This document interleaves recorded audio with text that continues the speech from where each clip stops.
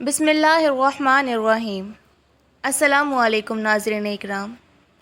آج ہم بات کریں گے اس محبت کی جو دنیا کی ہر محبت سے زیادہ پاک ہے۔ ایک نبی کی اپنی امت کے لیے فکر، ان کی دعا، ان کے آنسو اور روز قیامت ان کی شفاعت۔ آقائے دو جہاں صلی اللہ علیہ وآلہ وسلم صرف اپنے زمانے کے لوگوں کے لیے نہیں آئے تھے، بلکہ قیامت تک آنے والی ہر امت کے لوگوں کے لیے رحمت بن کر آئے۔ قرآن کریم میں اللہ فرماتا ہے، اور اے نبی، ہم نے آپ کو تمام جہانوں کے لیے رحمت بنا کر بھیجا۔ حضرت انس رضی اللہ تعالی عنہ سے منقول ہے کہ رسول اللہ صلی اللہ علیہ وآلہ وسلم نے فرمایا کہ میری امت میں سے 70,000 آدمی جنت میں داخل ہوں گے۔ صحابہ اکرام رضوان اللہ علیہم اجمعین نے عرض کیا، اے اللہ کے رسول، اس میں اضافہ فرما دیجئے۔ آپ صلی اللہ علیہ وآلہ وسلم نے فرمایا، ہر آدمی کے ساتھ 70,000 ہوں گے۔ صحابہ اکرام رضی اللہ تعالی عنہ نے پھر سے عرض کیا، یا رسول اللہ، اور اضافہ فرما دیجئے۔ اس وقت رسول اللہ صلی اللہ علیہ وآلہ وسلم ریت کے ایک ٹیلے پر تشریف فرما تھے۔ آپ صلی اللہ علیہ وآلہ وسلم نے لب بھر ریت اٹھائی۔ صحابہ اکرام نے عرض کیا، یا رسول اللہ، اور اضافہ فرما دیجئے۔ آپ نے فرمایا، یہ لو، ایک اور۔ یہ کہہ کر دونوں ہاتھوں میں ریت اٹھا لی۔ صحابہ اکرام رضی اللہ تعالی عنہ نے عرض کیا، یا رسول اللہ، اللہ اس شخص کو محروم کرے جو اس کے باوجود بھی جہنم میں داخل ہو جائے۔ ناظرین ذرا غور کیجیے گا، صحابہ اکرام جب تک اضافے کا عرض کرتے رہے تو آپ صلی اللہ علیہ وآلہ وسلم بھی باذن اللہ اضافہ فرماتے رہے۔ یہ واقعہ آپ صلی اللہ علیہ وآلہ وسلم کا اپنی امت سے انتہائی درجہ خیر خواہی کی دلیل ہے۔ اللہ تعالی ہمیں بھی نبی کریم صلی اللہ علیہ وآلہ وسلم کے طریقے اور ان کے مزاج جیسا بننے کی توفیق عطا فرمائے، آمین۔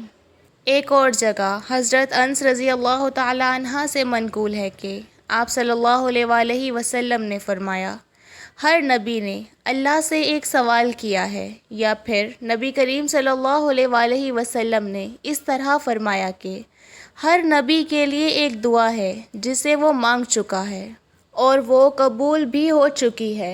فَجَعَلْتُ دَعْوَتِي شَفَاعَةً لِأُمَّتِي يَوْمَ الْقِيَامَةِ۔ ترجمہ: البتہ میں نے اپنی یہ دعا روز قیامت امت کی شفاعت کے لیے محفوظ کر رکھی ہے۔ اگر اللہ نے چاہا تو میری شفاعت میری امت کے ہر اس آدمی کے لیے ہوگی جو اس حال میں مر گیا کہ اس نے اللہ کے ساتھ کسی کو شریک نہیں ٹھہرایا۔ اس روایت سے یہ بھی معلوم ہوتا ہے کہ نبی رحمت کو اپنی امت سے کس قدر محبت ہے اور آپ اپنی امت پر کس قدر شفیق ہیں کہ جب اہل طائف نے آپ پر ظلم و ستم کے پہاڑ توڑے تب بھی آپ صلی اللہ علیہ وآلہ وسلم نے اپنے لیے دعا نہیں مانگی۔ جب شب ابو طالب میں آپ کا بائیکاٹ کیا گیا تب بھی آپ نے اپنے اور اپنے خاندان کے لیے دعا نہیں مانگی۔ جب اہل مکہ نے آپ اور آپ کے اصحاب پر ظلم کیا تب بھی آپ نے اپنے اور اپنے اصحاب کے لیے وہ دعا نہیں مانگی۔ جب آپ کی پاکیزہ بیٹیوں کو طلاق دی گئی اور ان پر ظلم کیا گیا تب بھی آپ نے اپنی معصوم و مظلوم بیٹیوں کے لیے وہ دعا نہیں مانگی۔ جب آپ کو شہر مکہ سے نکلنے پر مجبور کیا گیا تو آپ نے کعبہ کی محبت اور قربت کے لیے بھی وہ دعا نہیں مانگی۔ جب آپ احد میں زخموں سے لہو لہان ہوئے تب بھی اپنے اور اپنے اصحاب کے لیے وہ دعا نہیں مانگی۔ جب آپ کی ازواج و اولاد پر فاقے آئے تب بھی آپ نے وہ دعا نہیں مانگی۔ جب آپ کو نواسے اور اہل بیت کی شہادت کی خبر دی گئی تب بھی آپ نے وہ دعا نہ مانگی۔ غرض یہ کہ آپ نے خود پر سارے حالات برداشت کیے لیکن امت کے لیے اس دعا کو بچا کر رکھا۔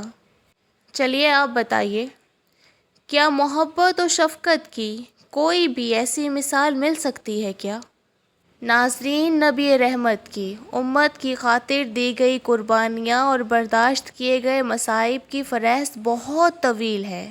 جس نبی نے امت کو اپنے شب و روز دے دیے، جن کی آہوں اور سسکیوں کی وجہ سے ہم عذاب الہی سے بچے ہوئے ہیں، جنہوں نے ہر حال میں امت کو یاد رکھا، جن کی زبان پر ربی امتی کی صدائیں رہیں، جو بوقت وصال بھی امت کے لیے فکر مند اور دعا گو رہے، جو نبی میدان محشر میں بھی امت کو یاد رکھیں گے، جن کی ازواج و بیٹیوں نے ہر دکھ، غم اور تکالیف برداشت کی، لیکن امت کے حقوق کی ادائیگی میں کوتاہی اور کمی نہ آنے دی، جن کے اصحاب نے امت تک دین پہنچانے کے لیے مال، جان، اولاد اور خاندان تک کی قربانیاں دے دی۔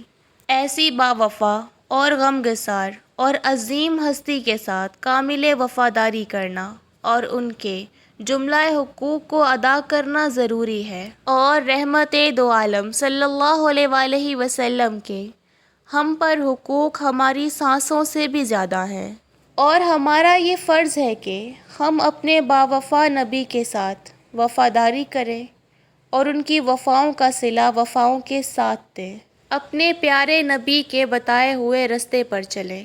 ناظرین، یہ تھی میری آج کی ویڈیو۔ میں امید کرتی ہوں میرا آج کا یہ ٹاپک آپ سب کو پسند آیا ہوگا۔ انشاءاللہ میں دوبارہ حاضر ہوں گی ایک نئے ٹاپک کے ساتھ۔ تب تک اللہ نگہبان۔